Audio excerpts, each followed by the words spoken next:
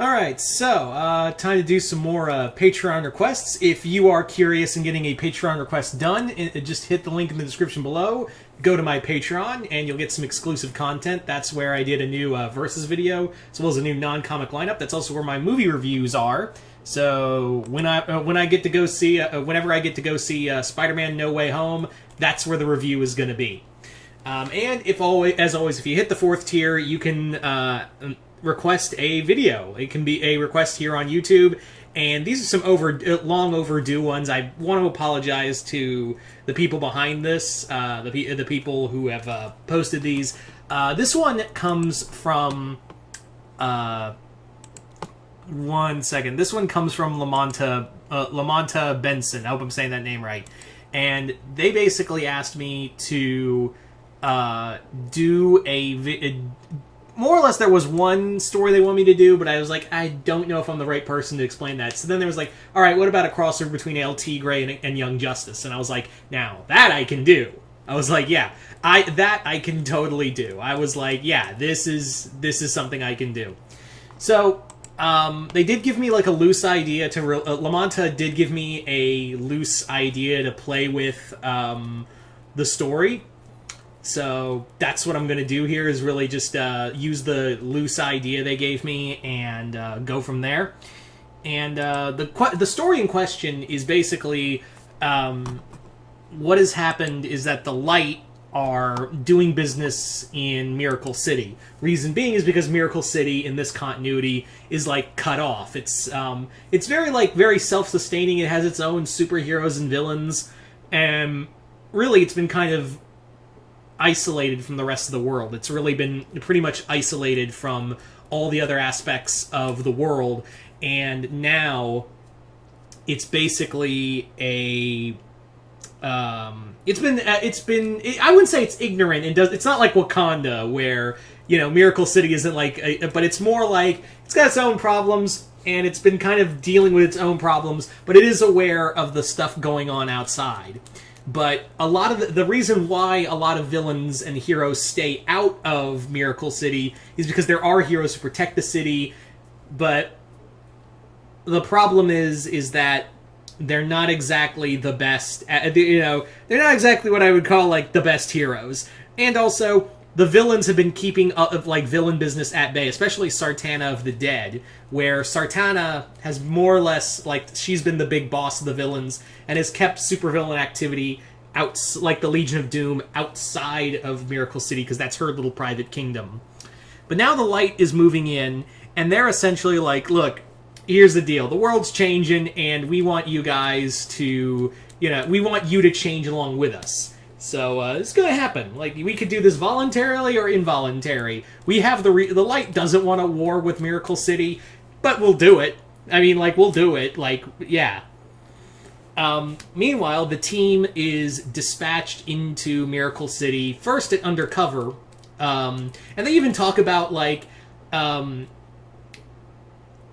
talk about White Pantera, and they're mentioned, like, yeah, why was he ever accepted into the Justice League? And they're like, well, Superman basically tells everyone, like, well, the reason being we never really accepted White Pantera into the Justice League was because his grandfather lives with him. Like, and they're like, okay, that's weird. Okay, a lot of old people live with their parents. Why is that weird? His grandfather's a supervillain, and he lets him stay in his house and keep him out of jail. Like, that's literally that's literally the weirdest shit. Like, we don't trust a hero who isn't willing to, put the people's needs over their own personal needs. Also, he's been really he's not the best when it comes to being a father either, because his son's also been caught with several crimes.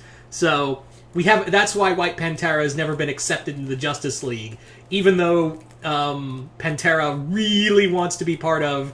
He really, really, really wants to be part of the Justice League, and but the problem is his own personal needs have kind of outweighed the people's opinion. So when the team goes and, because they're trying to figure out what's the Light's connection and what they really want in Miracle City. Like, they do know they want a foothold in here, but they don't know what it is. Like, they don't know what they have and what the light wants. All they know is they're working with Sartana and the other villains of Miracle City, and this is going to allow other villains to come in. But Sartana is not really fond of the idea of outside villains, but she just has to reacquiesce because Vandal Savage is basically like, yeah, this is what we are going to do. So meanwhile, the team goes into Miracle City Junior High, as exchange students. McGann makes herself look Hispanic, and the rest of the team is just like, oh, we're out of state. Like, we've come out of state, and what's up? So they're just trying to keep that together. But at the same time, they're like, they encounter Manny, and the thing is, everyone knows Manny is El Tigre. Like, it's a public identity. And it was actually kind of funny because I wanted to have this quick moment where it was like Manny was considered to be part of the team, but then they're like, he is way too much wild card, so we cannot have him here. So we do not want him here. And also, we don't know if we can't trust him. We in no way, shape, or form can trust someone like that. He's too easy to like flip on us. So if he does become a problem, you got to take him down. So that's kind of so that's pretty much where they're going with this story. Where I'm going with this story is that they're trying to keep a low profile while El Tigre and Frida, Manny and Frida are like, this is like something's weird going on with these exchange students. At the same time, what has basically happened is that Sartana and Vandal and the Light are talking, and they're like, okay, so here's the deal. We want you to use your guitar and play it and play it at the same, play it, but it's going to, your strings are going to be laced with the Lazarus. We're going to put traces of the Lazarus serum, of the Lazarus pit in there. And when you play it, you're going to be able to bring someone back. And you're going to bring them back from the dead. And they're like, okay, who do you want me to bring back? All I can do is bring back Bones, though. I hope you know that. He's like, that's what we discovered too. But here's the thing: we put the Lazarus the Lazarus formula on there, so now those strings are going to bring them back flesh and blood. So that's the whole plan. So Sartana plays it and brings Wally back to life. Literally just brings Wally back to life. But now he's under the control of the Light, and that's terrifying. He is now fully in control by the Light, and now they have access to the Speed Force. They brought Wally back and want to use him and manipulate the Speed Force, essentially. So that's the plan.